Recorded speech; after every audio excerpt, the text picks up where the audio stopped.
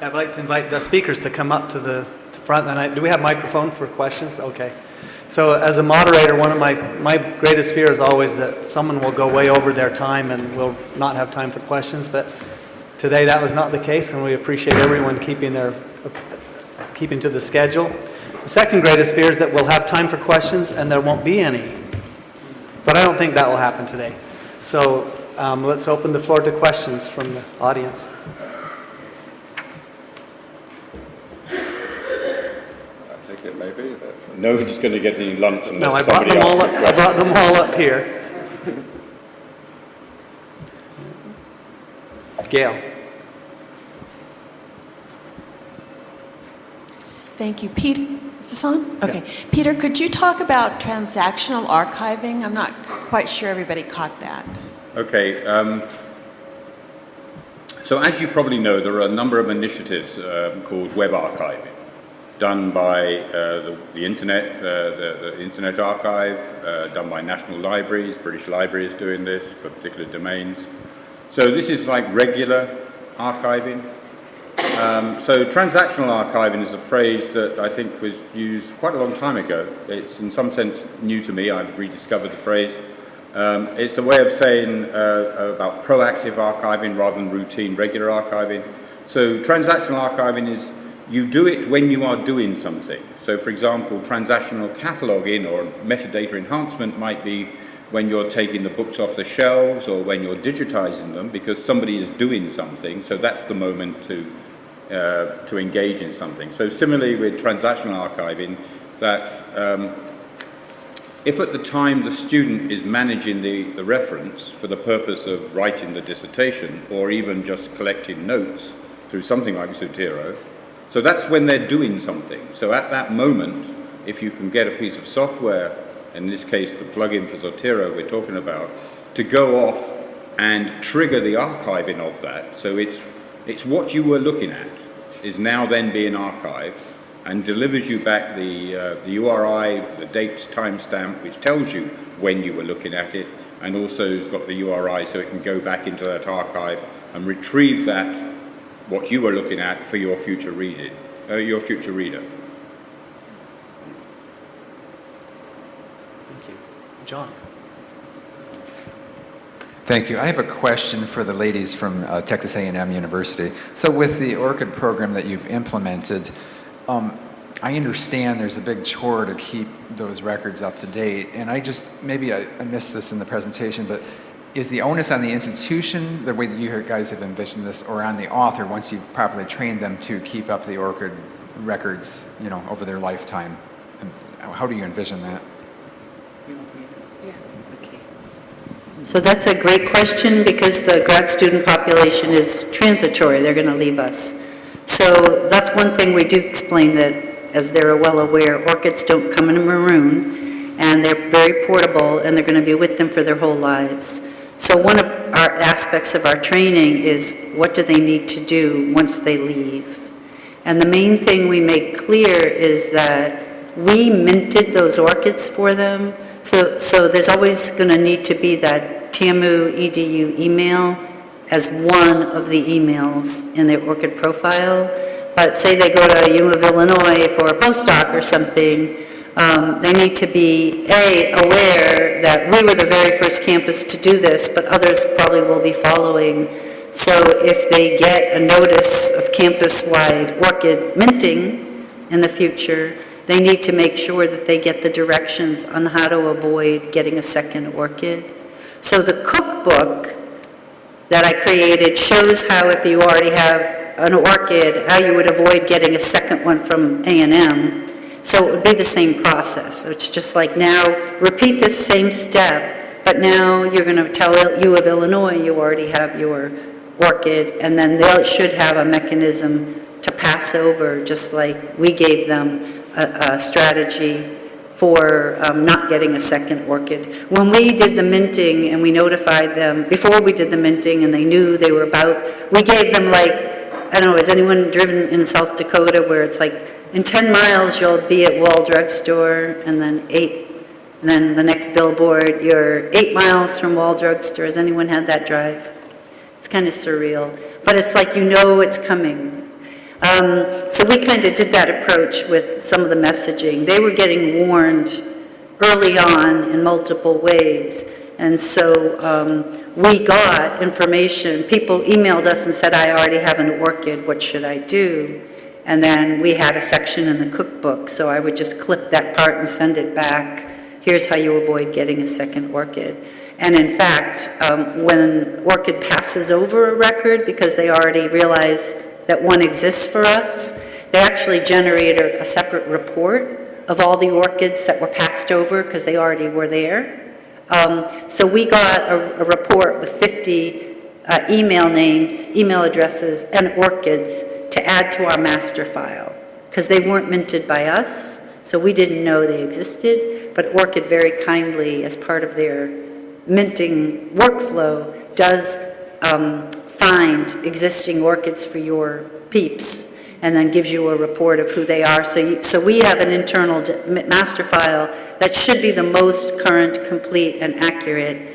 And then it's that data that we push to the campus directory, it's LDAP, it follows the EduPeople standard. And then basically that orchid is now in the payload. So when anyone uses single sign-on, they're putting in the information from their campus directory, and then their orchid number passes through.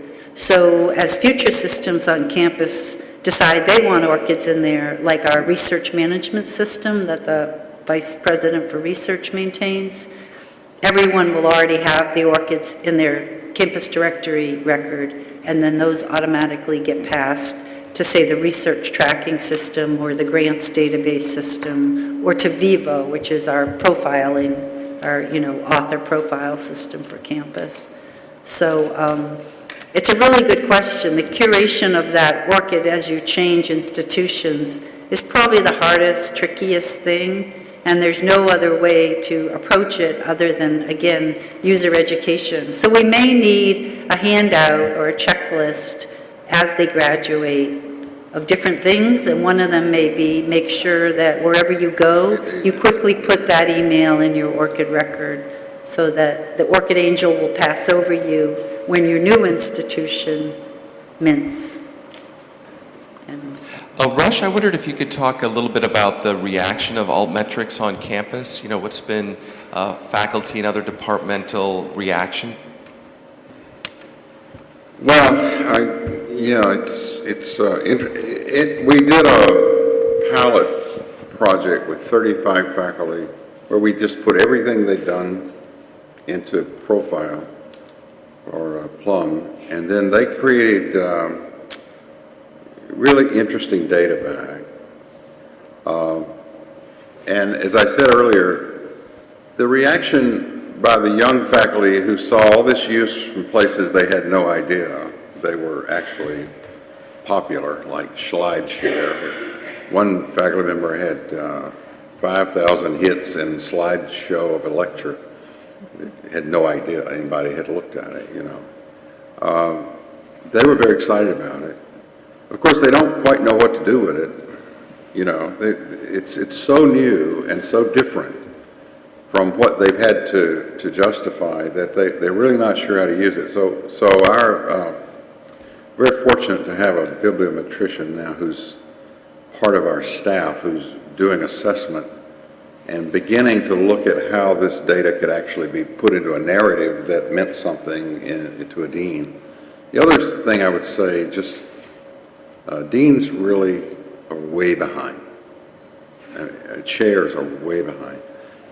Trying to convince the Dean of Arts and Sciences that this data meant anything at all to a tenure case or a promotion case is like talking to that wall over there. He's a chemist. He really has no patience for it. He doesn't want to hear about it.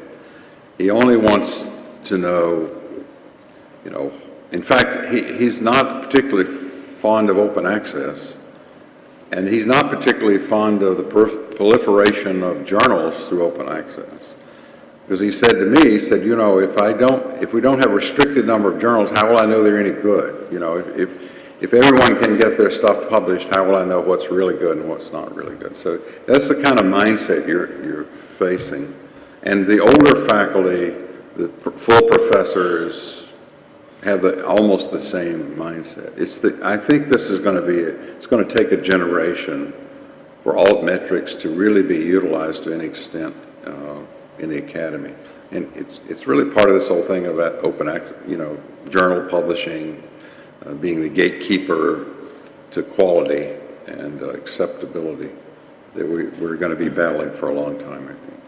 That's just my impression. But the data is really interesting. It's really evocative and useful, I think. Great. I think we have time for one more question. I think there was one in the back. My question is to R.G. Miller. Sir, presently, the metrics are used by, like, the H-index, those things, is benefit to the author, either to get employment or promotion or research fund. There is some quality this indicator it has. Whereas alt metrics, okay, what benefit it has? Who will use this indicator for what purpose?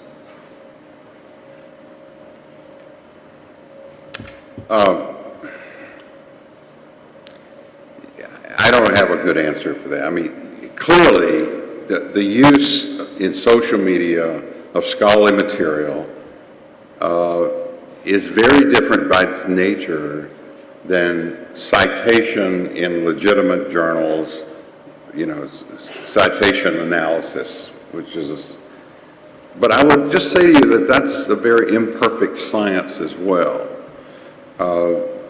We have had a major bibliometric study done of one of our pioneer faculty, Tom Starzl, who pioneered a number of areas of transplant surgery, immunology around transplants. He invented the regimen that's now used as anti-suppression rejection. So we did a study, actually it was contracted by ISI, did a study of his work. And he has about 100 articles that have been cited 700 or more times in ISI.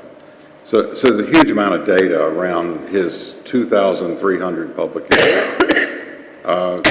Finally, his self-analysis, his self-citation rate is 33%. So 33% of all these citations are himself citing himself. He's citing his own work in subsequent work. So that's never, you never hear anybody really talk about self-citation, but that's a major skewing of the data. I think that the general impression is that if it's in ISI or Web of Science, and you have an impact factor, that's all the Bible, but I don't think it's a very perfect science at all. And it only really works well in certain disciplines. It doesn't work at all in other disciplines. So I think, for example, if you're in a humanities discipline, that you just forget about it. And what do you do to make your case? And I think this other kinds of analysis really are helping those people more than anybody. Thank you for your questions. I'd like to thank our speakers again for a very engaging session.